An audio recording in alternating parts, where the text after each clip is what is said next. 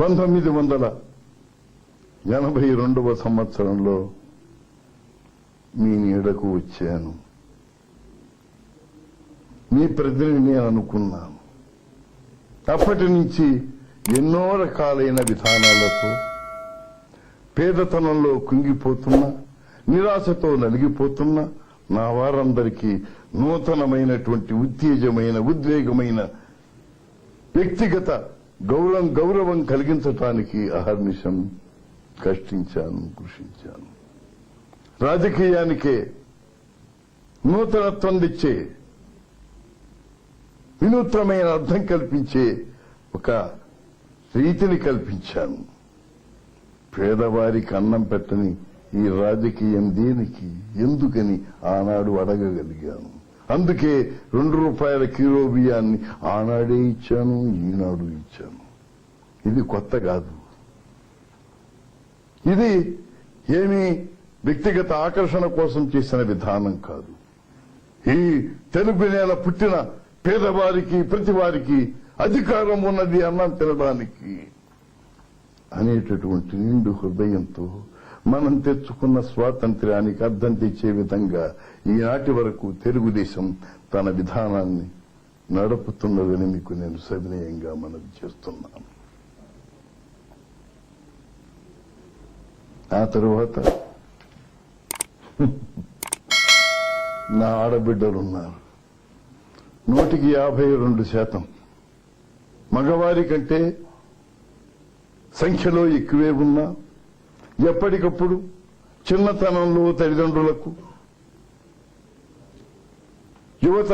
యువతనంలో కట్టుకున్న వారికి, ముదుసలితనంలో బిడ్డలకు ఎప్పటికప్పుడు లొంగిపోతూ ఏమాత్రం స్వాతంత్ర్యం లేకుండా అలమటిస్తున్న వారికి ఇంత నిశ్చితమైనటువంటి గౌరవప్రదమైన జీవనం కలిగించటానికి తెలుగుదేశం కృషి చేసిందన్నది నేను వేరుగా చెప్పనక్కర్లేదు. మగవారితో ఆడబిడ్డలకు కూడా ఆస్తిలో సమానమైన భాగం, అది వారికి గౌరవంగా భావించడం జరిగింది. ఎన్నో కార్యక్రమాలు వారి కోసం, మహిళా విశ్వవిద్యాలయం, అది వారి గౌరవానికి, వారి ప్రాధాన్యతకు. అదేవిధంగా మద్యపాన నిషేధం కావాలని కోరుకున్నారు. దానికోసం వారికి సరైన నిర్వచనం చెప్పాలన్న భావంతోనే ఈనాడు మద్యపాన నిషేధం అమలు చేయటం జరిగింది. దానివల్ల 1200 కోట్ల పైగా ఆదాయం రాకపోయినా ఆదాయానికి అమ్ముడు పోవటం మన రాజకీయ విధానం కాదు. జాతికి వికాసవంతమైన విధానాన్ని కల్పించడమే మన ధ్యేయమన్న భావంతోనే అది కృషి చేయడం జరిగింది, అది నిర్ణయించడం జరిగిందని మీ అందరికీ సవినయంగా మనవి చేస్తున్నాను. ఇక అహర్నిశం రెక్కను ముక్కలు చేసుకుని దేశానికింత కూడిపెట్టే అన్నదాతలు, రైతన్నలు ఉన్నారు. ఎవరు చూస్తారు వారి గోడు?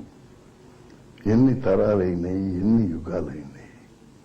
ఎప్పటికప్పుడు చాలీ చాలని బ్రతుకుతూ, మట్టిలో పొరలాడుతూ, గతిలేని జీవనం గడుపుతూ ఉండేవారికి ఒక విశిష్టమైనటువంటి గౌరవప్రదమైన జీవనం కలిగించాలని తెలుగుదేశం కృషి చేసిందన్నది ఈనాడు చెప్పే విధానం కాదు.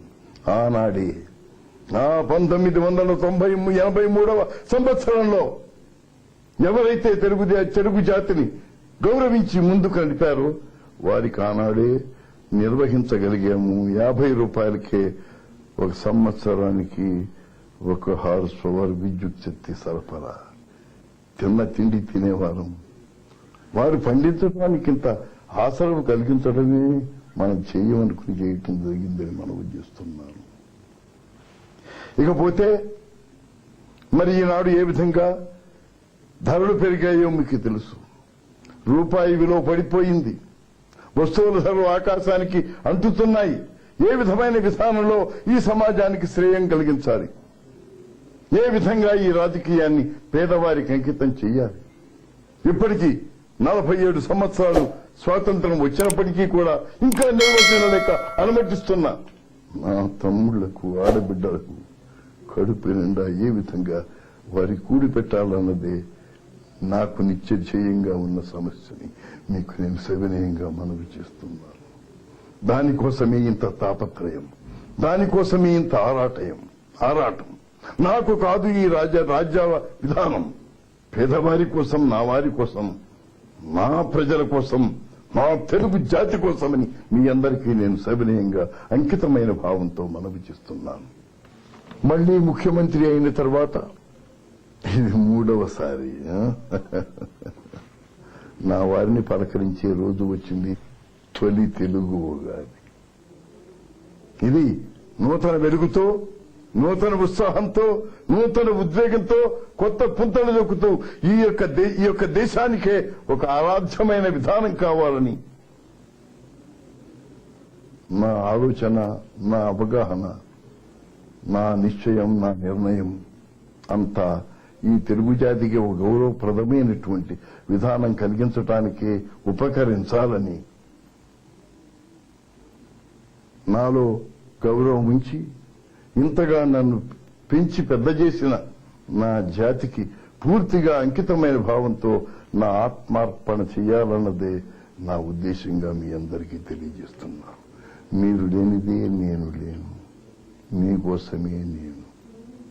కాబట్టి నేను చేసే సర్వ ప్రయత్నము ఈ జాతికి అంకితమని, మన జాతి గౌరవానికే నిర్వహిస్తున్న విధానమని మీకు నేను సవినయంగా మనవి చేస్తున్నాను. ఎంతో విశ్వాసంతో, ఎంతో నమ్మకంతో నన్ను ముందుకు నడిపిస్తున్న నా వారందరికీ, నా ఆత్మీయులందరికీ, భిన్న వర్గాల వారందరికీ నా హృదయపూర్వకమైనటువంటి ఈ నూతన సంవత్సర శుభ అభివందనం. తిరిగి తదుపరి సంవత్సరం చూస్తాం. ఆనాటికి ఎంత మారుతామో ఆనాడు గమనిస్తాం, మీకు తెలియజేస్తాం. మీరిచ్చే అధికారాన్ని పూర్తిగా వినియోగించి సమాజ శ్రేయస్సుకు, సామాజిక పరమైన సేవను అందరికీ సమర్పించడానికి నా ప్రభుత్వం అంకితమవుతుందని మీకు నేను సవినయంగా తెలియజేస్తున్నాను. అదే నా గమ్యం, అదే నా ఆలోచన, అదే నా అంకితం. ఈ నా ప్రయత్నంలో నా వారు మీరందరూ సహకరించి నన్ను ముందుకు నడిపించవలసిందిగా ఈ సంవత్సరాది శుభ సందర్భాన నేను సవినయంగా ప్రతి వారికి తెలియజేస్తున్నాను. నేను తెలుగువాడిగా పుట్టడం నాకు దైవం ఇచ్చిన వరం. నా తెలుగువారి శ్రేయస్సుకు నేను పాటుపడటం నా జీవితంలో నేను కోరే వరం. నా జీవితం నా జాతికి, నా జాతి గౌరవానికి అంకితం కావాలన్నదే నా దీక్ష, నా ప్రయత్నం, నా కృషి.